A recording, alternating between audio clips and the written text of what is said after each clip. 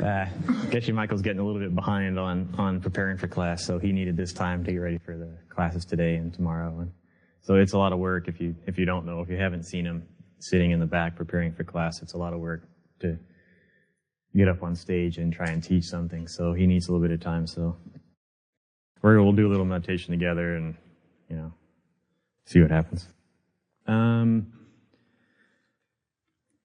anybody have any questions? Like you're meditating and you can't meditate because you got this like blazing question and it won't leave you alone and it just bothers you and et cetera, et cetera, et cetera. Anybody? So then we'll just start. There is one. Oh, okay. Hi. When you're traveling, because sometimes that really throws off my meditation. Yeah. Traveling, especially with people, which is really will throw off my whole meditation. And I wondered if you had any tips for that. Yeah, sure.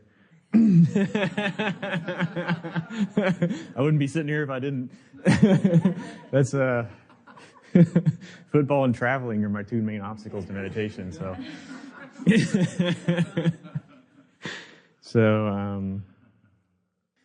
yeah, because I think we talked a little bit yesterday, right? And Dennis I think talked about it. Where's Dennis? Dennis. Like one of the things that helps the most with your meditation is if you can do it at the same time, and in the same place, you build up an energy, which helps you, do your practice. So what if you can't do that? What if you have to be somewhere all the time, or your schedules are regular, or if, for example, you have to get on a plane? And, there's a couple things I've come up with that help me. And, the main thing I think is, I do a lot of Mahamudra meditation. Because the advantage of Mahamudra is that you're, right, they say the biggest advantage of Mahamudra is you're watching your mind. So if you're watching your mind and then your mind starts thinking about something else, you should notice, because you're looking at your mind. So when I find that I can't do my regular meditation because of the traveling, or I'm too tired, or things are not going the way I want, then I have a tendency to fall back on the Mahamudra meditations. Because, then, again, if it is the problem that I'm so distracted because of all the traveling I can't focus, then that's like an automatic kind of antidote to it. So, and, Geshe Michael taught a whole course on Mahamudra, so if you ever want more detail or depth or something like that, you can get them online. Or ask anybody here. Anything else? So we'll just do 3 short meditations, I think, and break them apart so that you don't have to sit too long. Because I don't know what people's ability is, how long you can sit or how long you regularly sit. So we'll try and sit for as much as we can, but then break it up a little bit for people that aren't used to having long meditations. So the first thing we always do is the breath meditation, right? So we'll just breathe out, breathe in, and try to count to 10. And if you breathe in, breathe out, and start thinking about pizza, then you just start back at 1. So, and the idea always with us is that breath meditation's not the goal. In the Tibetan tradition, you would always meditate on an object which has some virtue to it, because then you're also collecting good seeds when you meditate and not just meditating. So we'll do that next. But this meditation is really good for what Geshe Michael calls putting your mind into neutral. So if you got some bad news this morning, or your drive here was crazy, or all those kind of things, now your mind's going nuts. So you start with a breath meditation, and it puts you back into a neutral space where you can be more successful. So when you're ready, we'll do I like to do 3 cycles of it. So you breathe out, breathe in, count 1, and do a couple iterations of that.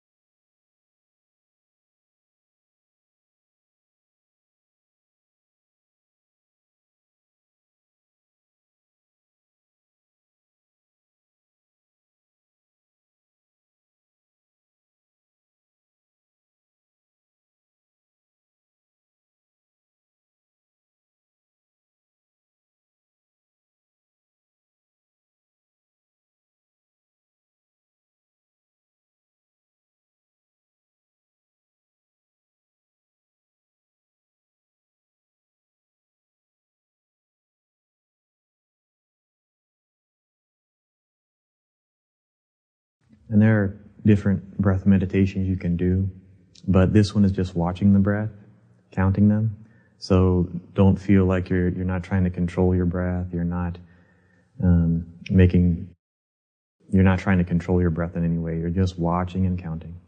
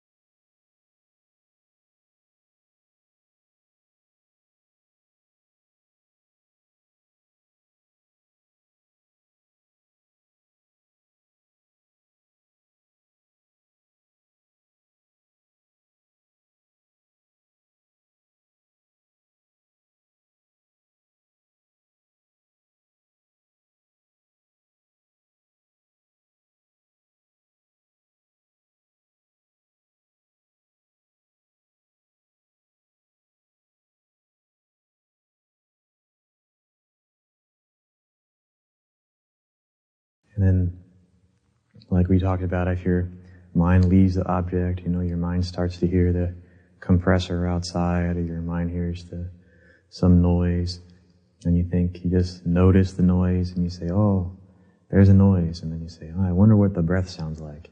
And you just bring your mind back to the object.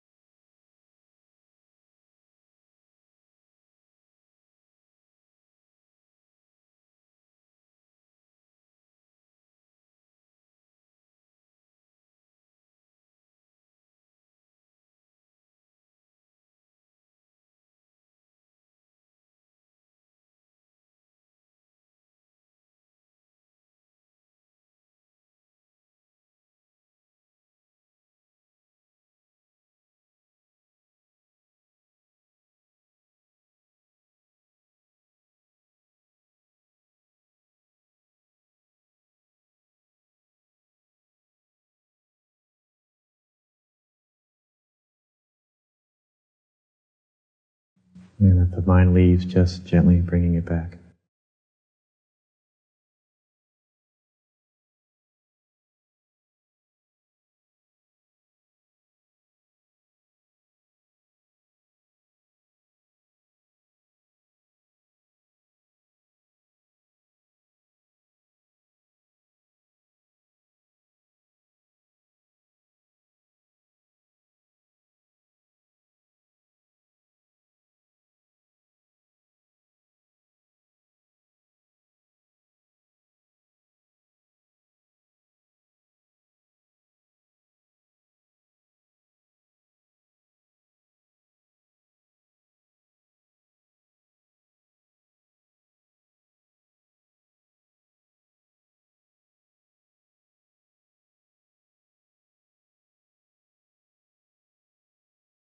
Okay, good. And when you're ready, you can open your eyes.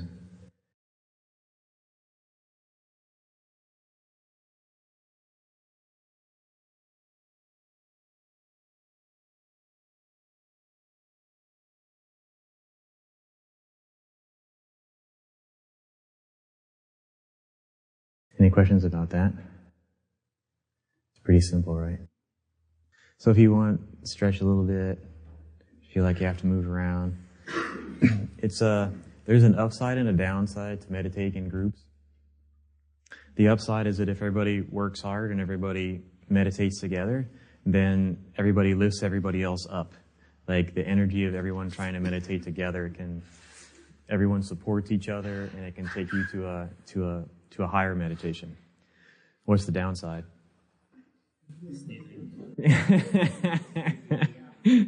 Yeah, if you sniffle and sneeze and cough and move around and wiggle, then you distract everybody. So if we, for example, believed in seeds, then maybe the most important thing you could do during a meditation would be to not move, because what would you be doing? Disturbing. Well, if you're not moving, right, then you're planting a seed of not disturbing other people's meditation, right? And that's something that we would theoretically want, right? So even if I can't meditate because my nose is running, it might be a bigger deal, or it might be better for me, right, to just let my nose run, because then I can think about how cool it is that I'm collecting the seed of not sniffing and bothering somebody else. And then that would be maybe the more powerful thing to do. And then that being said, of course, like, it's really important how you sit. You know, if your knees are uncomfortable, then you're not going to be able to meditate. So sit some way that's comfortable for you, right? You don't have to feel like you're going to be in lotus, or like, I can't do lotus, I'm a loser. Like, none of those things are important. It's much important to sit and be comfortable and be able to meditate than be thinking, like, God, my knee hurts. One. Like, that's not as useful. So, you know, be kind to yourself also. No questions? Okay.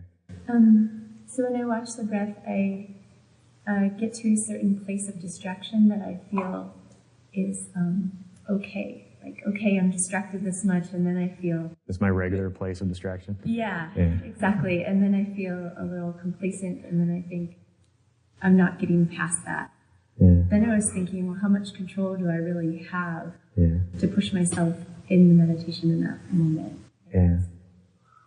Yeah. Yeah, good. Good. You offered me an excellent diamond deal. If you're going to offer me a diamond deal, that was like the best one I've heard like in a long time. Yeah, right. So the answer is plant seeds, right? So I shouldn't be complacent. So the way I try not to be complacent with my meditation, right, is at some point during the meditation, we'll do it next. That'll be the next thing we do, right, is work on your motivation, right? Because if your motivation is good, your meditation will never be good enough, you know, until it is. So if I feel that I'm not working very hard on meditation, then it's because I'm not thinking enough about other people, right? If I thought about how, you know, like the example I use every time I talk to my mom on the phone, she like tells me about, you know, they just took a cyst off my neck and they tested it and it's malignant, or my knee hurts and I can't go to work, or, you know, I have to have my eye operated on now because, you know, I can't see at night, you know. So then I try to think about that a little bit. Like, if it's possible that this is all coming from me, then that means, you know, I'm just not helping enough people. And if I help more people, then I would get a different call from my mom, you know. So then if I have that in my mind when I start my meditation, then I don't feel that I don't try hard enough, you know. That being said, you're totally right. You can't control the moment. Like, you know, if I get off a plane, I can think about my mom all I want and I still can't meditate very well. So, you know, yeah, you just have to work with it. But yeah, I always think the main thing is just work on my motivation, you know. And a lot of times I see my meditation practice as the means, maybe the best means that I have to, like, you know, work on my motivation. So, yeah. I get that too a little bit, where the minute I let go a little bit of the breath, I get to another space where I'm like, I think I know what you're talking about, and then I'm like, oh, now I'm in it. And so I'm kind of watching the breath, but I'm kind of not watching the breath. Oh, I see. Too. So I'm just wondering, is that right or is that wrong? Is that me spacing out? Yeah, you know, right and wrong aren't really questions I ask myself all that much. You know, everybody here knows right and wrong, like, don't hurt people. So then the question is, like, what's the best way to plant the seed? Come off. What's the best way to plant the seed that I want? And so then the books say, right, that actually it's not the seed that you want to let you to switch your meditation or switch your object during your meditation. So, like, you know, I'll use an easy example, you know, like, so if I'm doing Mahamudra meditation maybe, and then I start to think about the Buddha, you know, or my Lama or something, and then your mind tries to tell you, like, oh, it's okay, it's the Buddha, you're supposed to think about the Buddha, right? And you're like, oh, okay, maybe I should think about the Buddha for a while. No, your mind just tricked you. Your mind gets, the more and more you work at it, the sneakier and sneakier your mind gets. So you have to watch out for him. He's always trying to try to pull a fast one on you. So, yeah, I mean, the goal of doing that meditation is to get into a space where you feel meditative. So then that's a good thing, right? But if you lose the object, that's a bad thing. So what you should do is set it up ahead of time. I'm going to, say I'm going to do 3 cycles of counting to 10, or 2 cycles, or 10 cycles, or however many it is. And then don't break off before you hit the end of what you said you were going to do. And then if you learn that, I'm getting in my meditative space faster than 3 cycles, then you can make it shorter. Okay, today I'm only going to do 2, because it's coming, that meditative feeling is coming faster, or today I just got off a plane, so today I'm going to do 7, and then like that. Yeah. Repeat the questions that people asked so that we get it on. Okay. Yeah. The first question was, how do I meditate when I travel? Yeah. How do I meditate when I travel? And then was, how do I know if I'm trying hard enough? Basically, I think, whoa, don't touch that. because you can get complacent. It's easy to get complacent. And then this one was something like, how do I tell the difference between being meditative and sneaking off my object and being meditative? So, like that. Okay, anything else? Can you meditate? Let's say you're on a cross-country flight or something, just taking a long time. Can you meditate on a plane, or does it have to be the perfect setting, or quiet, or, whatever? Can you cut out those distractions and use some of that time? Yeah, that's a good question. Yeah, so can you meditate on a plane? Can you meditate on a plane? Yeah, no, and in general, can you meditate when circumstances aren't ideal? Really, right? And then I have to say yes, because most of the time I meditate, circumstances aren't ideal. If I needed ideal circumstances to meditate, then it would never happen. So, yeah, on a sliding scale of can you meditate when there are birds outside making noise versus on a plane where it's really distracting. There's airplane engines and people coming by and, movement and lots of other people and people talking and the whole thing. So, yeah, if you reach the goal of meditation, then you can meditate wherever and whenever you want. You could be in the middle of a hurricane, or an earthquake or something and decide you're going to meditate, sit down, and then you go inside your mind. And, they say one of the example Geshe Michael likes to use is when you can meditate really well, somebody could come up to you and wave a French fry under your nose and you wouldn't smell it because you have pratyahara. You can withdraw the senses, when you meditate. So that being the case, then for me, when I'm on a plane, and I do sometimes try to meditate on planes, because if we have to leave early in the morning and we're going to get somewhere and then we're going to arrive and they're going to pick us up in a car and then they're going to want to talk to us because they haven't seen us in a year and then they're going to be really excited, then on the plane might be the only time I have to meditate that day. So I don't really have a choice. So for me, when it's a circumstance like that, then again, I use the Mahamudra meditation again, because what you do, then the way I would start it off is you take the distraction as your object. Okay, there's an airplane engine making a lot of noise. I'm going to meditate on that. Let me see if I can tune the other things out and just hear the airplane engine. And then if I've got my mind just listening to the airplane engine, then you can do what Geshe Michael talked about yesterday. You can move to your eardrums. Okay, now I'm hearing the sound as it hits my ear of the airplane engines. Okay, now, and then you just can keep going inside. And if you don't get any further than that, that's fine. If you never get any farther than just meditating on the airplane engine, that's also okay. Because what are you doing? Yeah. Yeah, I always make a joke. When I teach my DCI group, I always ask them questions, and they sit there and stare at me, and I'm like, look, it's easy. Just say planting seeds. Pretty much that's always going to be the right answer. Any question I ask you, if you say planting seeds, that's the right answer. So like, even if you have the worst meditation in the world, like you only, like I always tell people, so if I sit down to meditate sometimes when I'm traveling, right, I'm trying to focus on the airplane engine. I start listening to the lady that's really annoying, like yelling at her kid. And then I hear the cart go by and I start thinking how I want, some orange juice. And then my mind goes, but you were supposed to be thinking about the airplane engine. That's the seed that I wanted. That's the seed that I sat down to get. So if I meditate for like 45 minutes and I only do that once in 45 minutes, I still get up and I feel like I did what I wanted to do. Because I planted a seed of putting my mind back on the object. And then sometime in the future, if I take care of other people, that seed has to ripen, And that's what I wanted, so.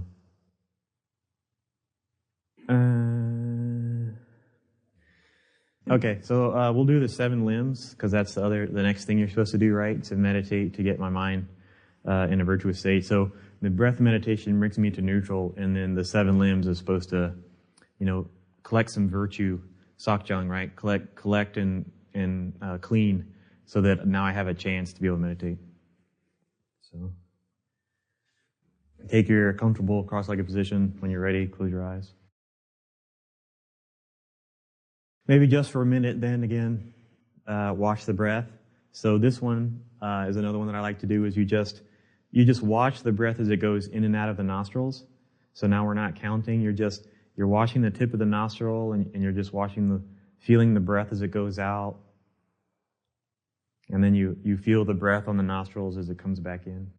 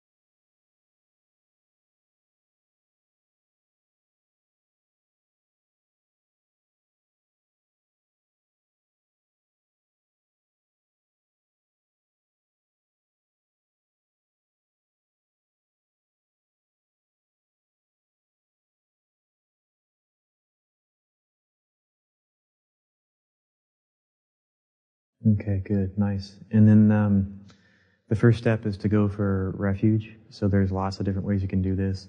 Today, maybe let's think about our motivation. Think about what we're trying to do.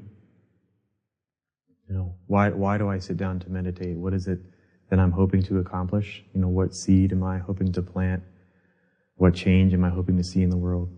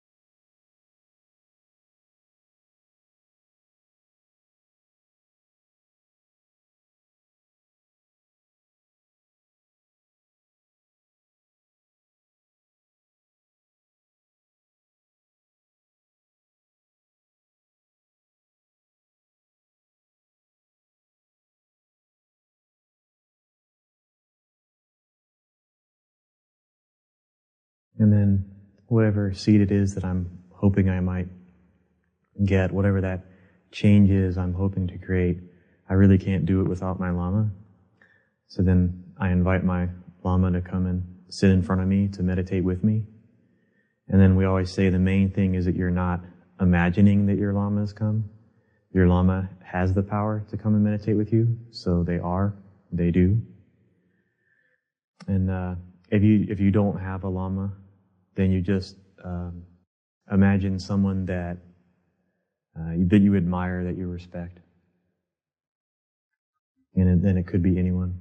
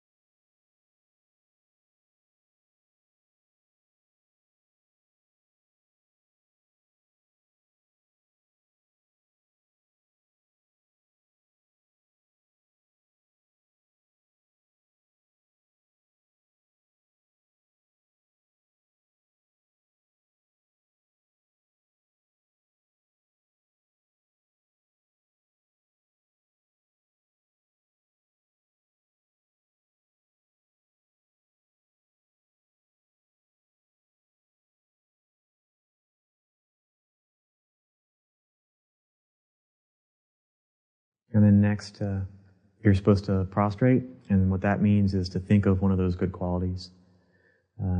Think of one of their good qualities, because to think of their good qualities is to bring yourself closer to it. So imagine or think of one of the reasons why you took this person to be your teacher, and think about that.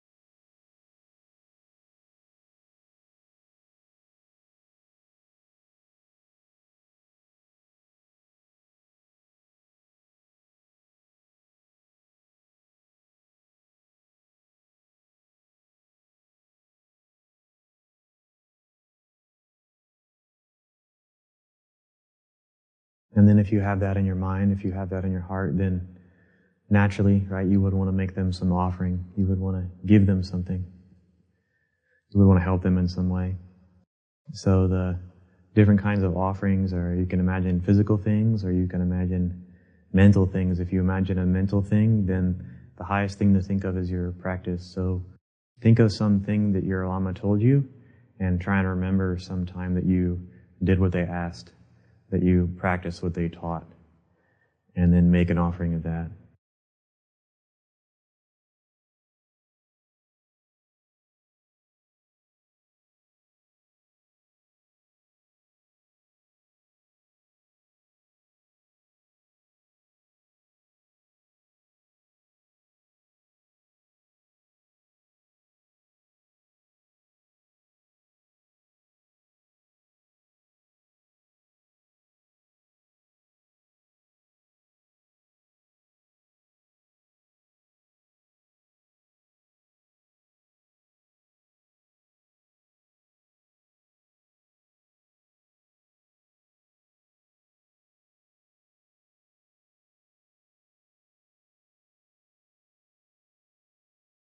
And then, if you offer the thing that you did do, it might occur to you there was something that you didn't do. So then, maybe this time try and think of something that your Lama asked you to do and you didn't do, or some teaching they gave you and you couldn't apply it, or you didn't apply it. And then, freely, openly, in the spirit of becoming a different person, not because I'm a bad person, but in the spirit of wanting to be a different person, wanting to make a change in myself, then I freely offer that I made this mistake. And then I offer it to the teacher and I say, help me with this. Help me clean this away so that I could be a different person, the person I want to become.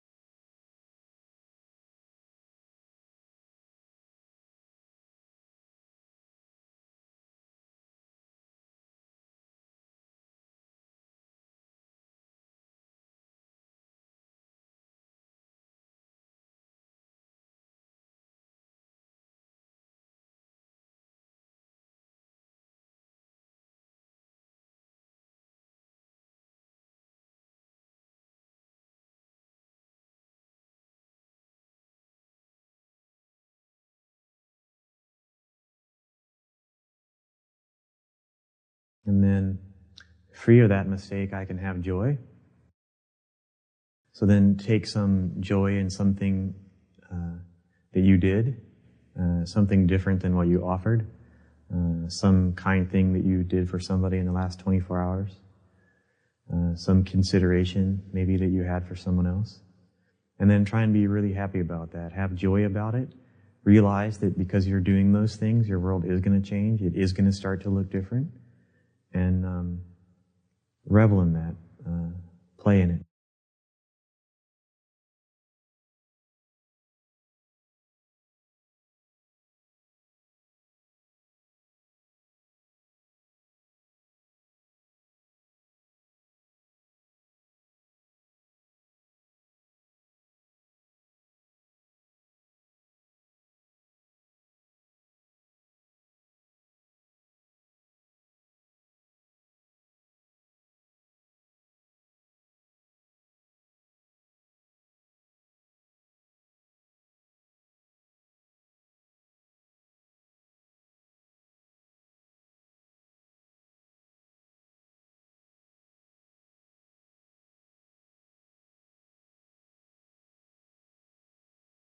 And then we also have the chance to rejoice in the things that we see other people do.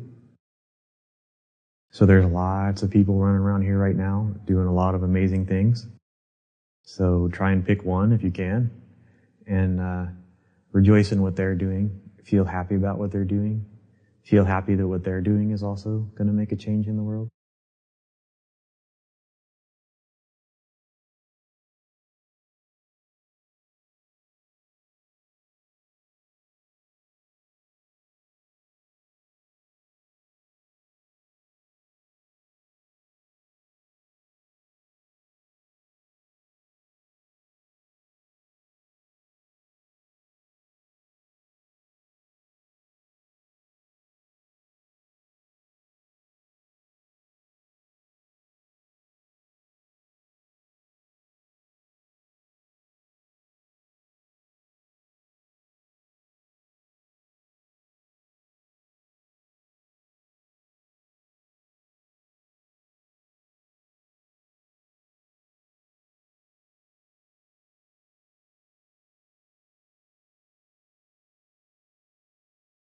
And you can ask your teacher to keep teaching you.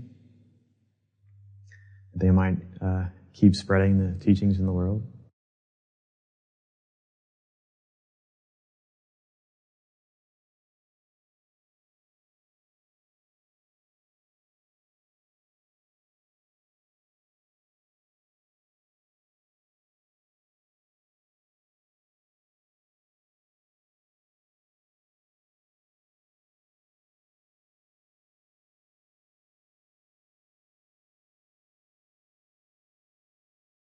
And then I like to add to myself that I think sometimes the Lama is giving me teachings and I can't hear them. Like I'm missing the teaching somehow.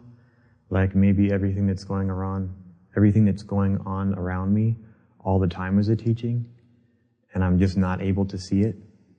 So then I ask them, can you bless me to see the teaching?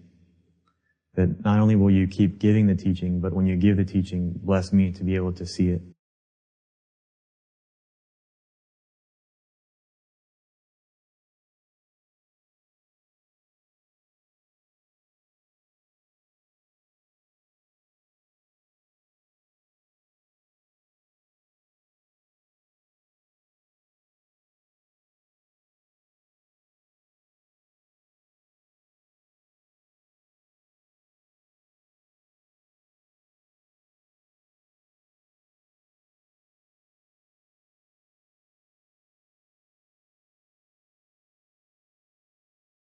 And then I think sometimes the Lama teaches me, and sometimes I even manage to hear the teaching, and then I still don't manage to pull it off. So then I ask the Lama to bless me if I get a teaching and I manage to recognize the teaching. Bless me then to be able to put that teaching into practice in my life.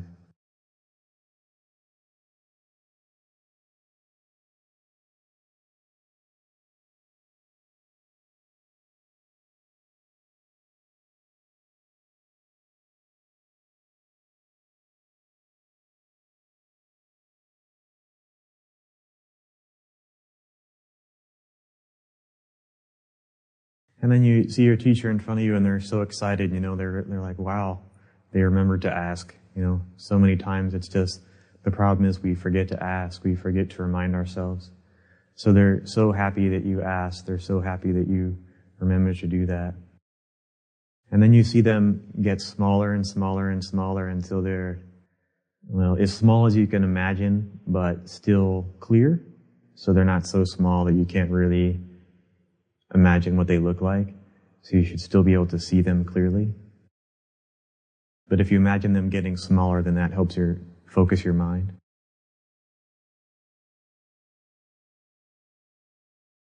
And they rise up to the level of the top of your head.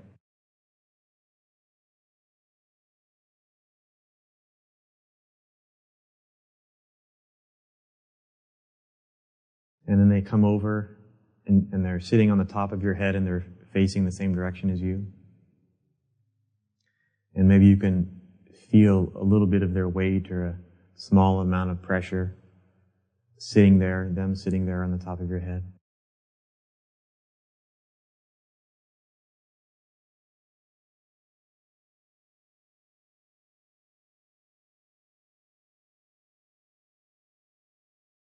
And then they come down through your body until they're resting at the level of your heart. And if you want, you can make lotuses and things, or if you know what your Lama's favorite chair looks like, you can visualize that.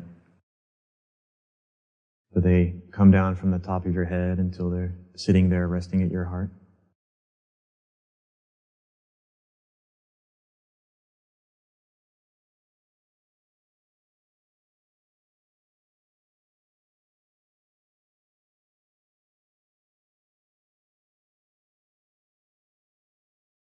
And then they stay there with you for the rest of the day. So if you get stressed out or upset or things aren't going the way you want, and you can just remember that your teacher is sitting there happy with you, resting in the center of your heart.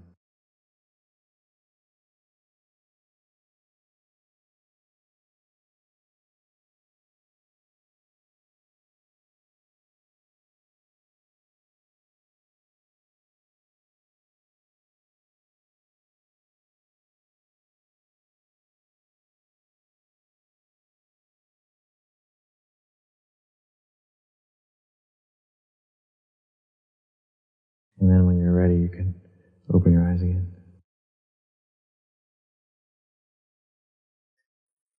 And we might do one more, but any questions about any of that? Can you talk a little bit about taking refuge? Because there's a number of different ways to do that. Yeah. And you chose one this morning. Yeah. There are many to choose from, so could you just speak generally about when you were teaching, how we explain that to people who have a number of different levels of understanding of what that means? Oh, sure. Oh, that's yeah, so I heard two questions. The first question's easier, the second question is slightly more difficult, maybe. So the first question is, what are the different ways you can think about refuge? And then the second question might be, and how do I present that to a student? Because so for me, those are slightly different questions. Because the second question is more like the flavors of Mahamudra. You know, like there might be a student who's not ready to hear, okay, everything's coming from me. So then how do I present refuge to them? So like that's a big subject. I don't know if I'll have time to say too much about that. But the first question, different ways to think about refuge. For me, there's three basic ways. Like when I do my 7-limb prayer, there's three basic ways I think I can attack my refuge limb. And one way is the traditional Tibetan way to talk about your motivation, right? Or the things that you need is you have to think about the two. They call them the two wings of the bird, and they say a bird can't fly with one wing. So then, for me, refuge has those two aspects. Compassion is one aspect, and that's kind of the way I sort of took this one because we talked about it a little bit because of the question. And then the other one, right, is wisdom. So I can approach refuge from the compassion side, like because everything is empty, therefore I have to take care of more people. So what's my refuge? How do I go for refuge? I have to take care of people. But you could go look at it from the other side too. Okay, so how do I take care of people? Well, they're empty. So that's also a refuge, right? I can take refuge in the fact that I guess Michael was talking about that because this world is empty and there's nothing out there independent of me, then that means I can change this whole thing. So in the sense they're the same thing, see, because I can't talk about one without talking about the other. But at the same time, you could emphasize more one or the other, more or less. And you could say, today I'm going to go refuge and compassion. Because things are empty, I have to take care of people. Or you could say, because I want to take care of people, today I'm going to go for refuge and emptiness. So that's kind of in my mind. That's kind of the way I think about it. And then, of course, the third thing would be to say that if you really wanted to do either of those two things, then you need what? Somebody say seeds? Excellent. That's a good answer. And what's the best way that I plant seeds? What's the most powerful way for me to plant a seed? What's the most powerful seed I can plant? Yeah. Think about your llama. Think about your llama. Right? Because I have no capacity to help other people. Zero. Anything I do to help somebody else, like the question the reporter guy's asking, I think it's a great question. Because the truth is I have no capacity to help anyone. As much as I might try and help somebody, I might just end up making the whole thing worse. It's possible, right? I could teach them about emptiness. They could freak out, think nothing exists, fall into nihilism, and kill themselves. There's nothing you could do, right, that can help anyone necessarily. It only depends on what seeds you have in your mind, right? So the only thing that I can do, right, is to go for refuge in my Lama and think to myself, I have no capacity. I don't know how to help people. So can you help me help people? Because that's really the only way I could ever do it. I like to think about, I was 28, before I found the Dharma. And I try to remember what it was like, what my life was like before I found the Dharma, And I want to use a bad language. I'm in a church, so I won't. It was not good. And I was always interested in these things. I tell my friends, I say, when I was in college, I always tell this story one time I was in college and one of my friends was trying to talk me into going to the bar, and I was like, kind of been there, done that, I don't see any purpose to doing it anymore. And I was like, he's like really putting the full pressure on me, like, come on, let's go out, and I'm like, don't you ever want to do anything else? Isn't there some other way you might want to use your time, And he was like, well, what do you want to do? And I said, I want to change the world. and yeah, and that was before I knew anything, So I was always looking for a way to do that. I feel, obviously I think I must have had bodhisattva vows before, So they say your bodhisattva vows continue, from your past life into your present life. So I was like, I already had that in me somewhere, but I was looking around, how do I do that? If I want to change the world, how's that possible? How could I even start to think I could do something to change the world? And the answer was I couldn't until I found a Lama.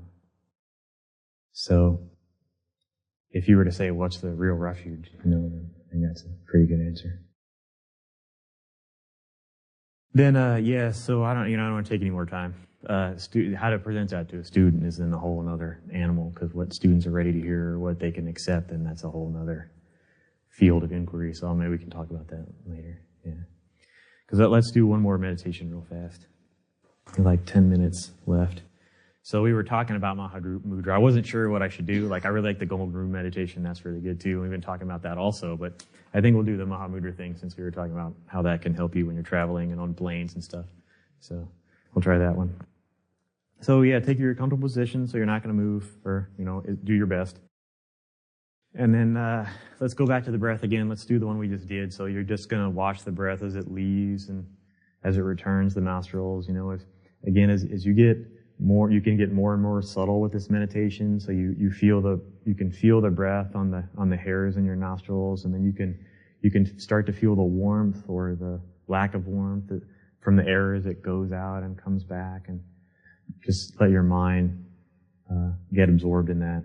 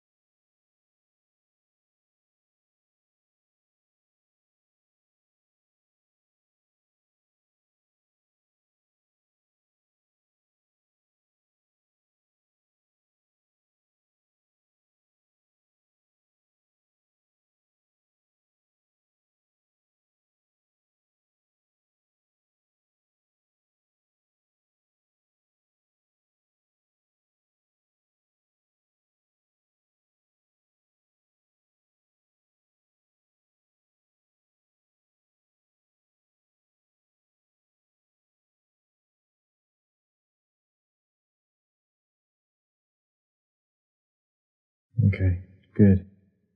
So then now Mahamudra is you take your mind as the object. So all you're going to do is just start watching your mind. And at first, I think the best way to start off is you're not, again, just like we're not trying to control the breath when we do the breath meditations, we're not trying to control the mind. So we're just watching the mind. So your mind's going to start to think about what you're going to eat or what you're going to do next or about how your body feels. And you're not going to judge any of that. You're not going to say, oh, I'm not allowed to do that right now. You're just going to use your mind to watch your mind. So as the mind hears sounds, or as the mind starts to think about how your body feels, or as your mind starts to think about what you're doing next, you're just going to watch that. And then what you do is you don't follow it. So if I start to think, oh, my back doesn't feel so great, I think I want to move around a little bit, then you just say, okay, that's the mind not watching the mind. Now the mind is following the mind. So instead, I'm going to go back to watching the mind. So when a thought comes up, you watch it, you recognize it, and then you just let it go.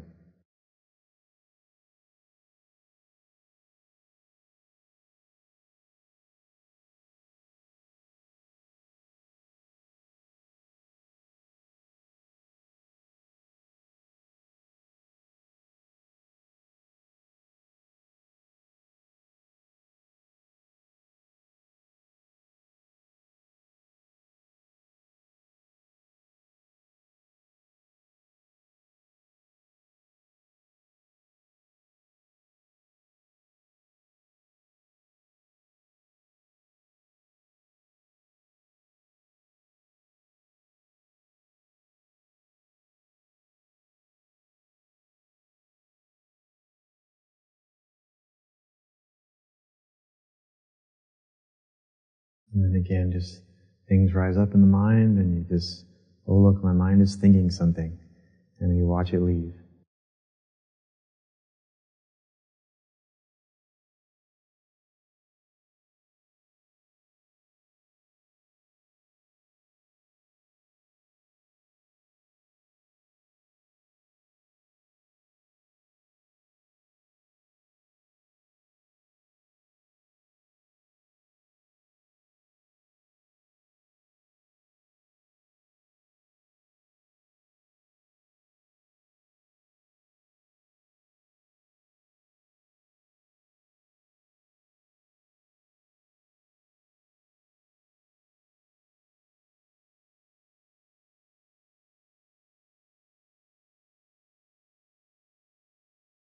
And then you can start noticing that your mind will keep throwing your mind will keep throwing the same things at you.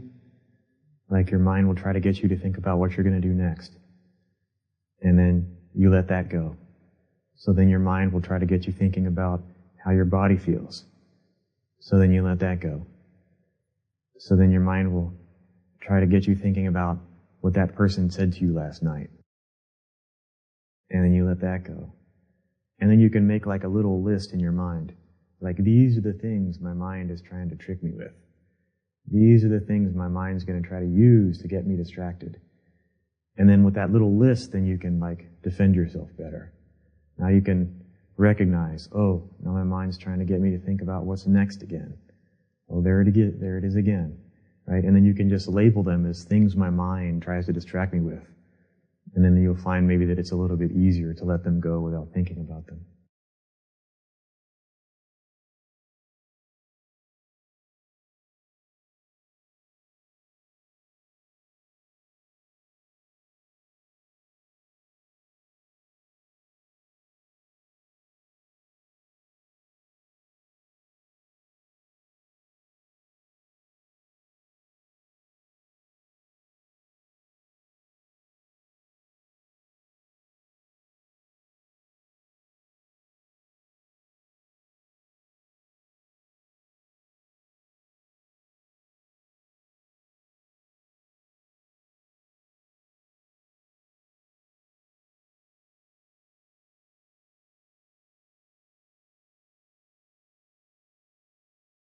Oh, there it is again.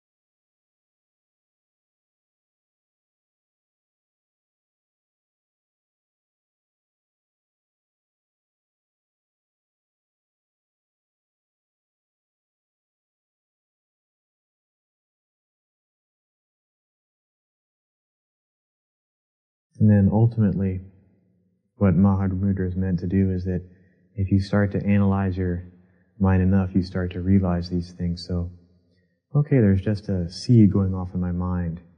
And when that seed ripens, it ripens as me thinking about what I have to do next. Okay, what does that look like? All right, now I've seen that happen enough times. And there it is again. It's just a seed ripening. My mind trying to think about what I'm going to do next. And then ultimately where that's supposed to lead your meditation is you should start to realize, oh, well, if this is what's going on, just seeds ripening in my mind, thoughts as they ripen as seeds just passing through my mind, then what is the nature of my mind? What is it ultimately?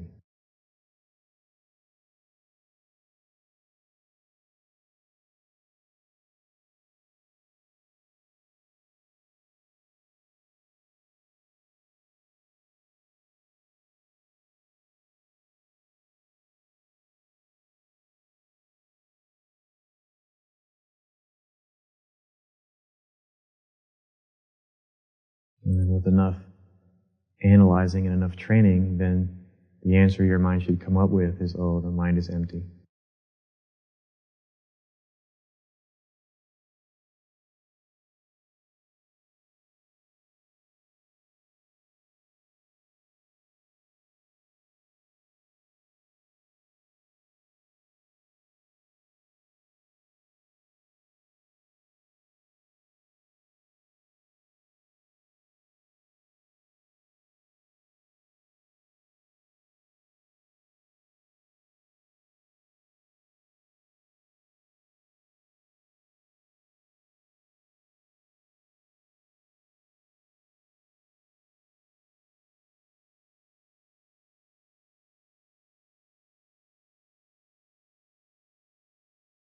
And then when you're ready, you can open your eyes.